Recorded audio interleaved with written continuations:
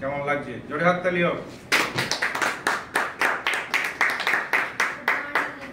Good morning. জোরে বলো। আমি কি বলবো সত্যি বুঝতে পারছি। নাম বলো।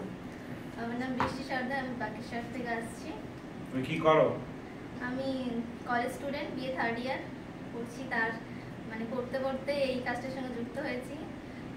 এই কাজটার সঙ্গে যুক্ত হওয়া মানে হচ্ছে আমার শারীরিক একটা অসুস্থতা ছিল, যেটা মেয়েদের হয়, গাইনো প্রবলেম ছিল। সেখান থেকে আমি ভালো হয়ে যখন ভালো হলাম তখন আমাকে Shaktinath sir and Yasin sir দুজন মিলে আমাকে বললেন, তুমি যে ভালো হয়েছে এই কথাটা সবাইকে বলতে পারবে তো? হ্যাঁ, কেন পারবো না বলতে, ভালো হয়েছে অবশ্যই বলতে পারবো। তাই বলা স্টার্ট করলাম। বলতে বলতে এই ব্রোঞ্জ লিফটার হলাম। আর এটা হওয়ার পিছনে দুজন স্যারের তো অবদান আছে, এনারা না থাকলে আমাকে সবসময় মোটিভেশন দেয়, এখনো দিচ্ছে তুমি পারবে। আমি ভেবেছিলাম আমি পারবো না, কেন আমার একটা জায়গায় দুর্বলতা ছিল যে আমি কথা বলতে পারি না কারোর সাথে অতটা। কথা বলাটা যেটা আমি পারি না ঠিক। স্যার এখনো বলছে না তুমি পারবে, চেষ্টা করো, ঠিক হবে। এই করতে করতে আর আমার হার্ডলাইন যারা আছে তারাও প্রচুর পরিমাণে, সবাই বলতে আমার থেকে বড়ই, একজনই আছে সমবয়সে, সবাই আমার থেকে বড় যারা আমার হার্ডলাইন আছে, ওরাও আমাকে অনেক মোটিভেশন দেয়। ওরাও ফার্স্ট ইয়ার হয়েছে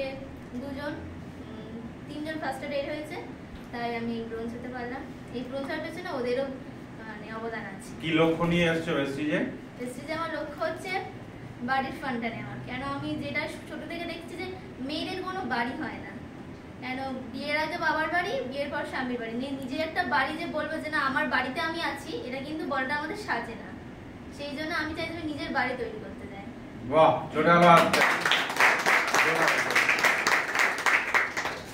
ওকে, থ্যাংক ইউ এগেইন।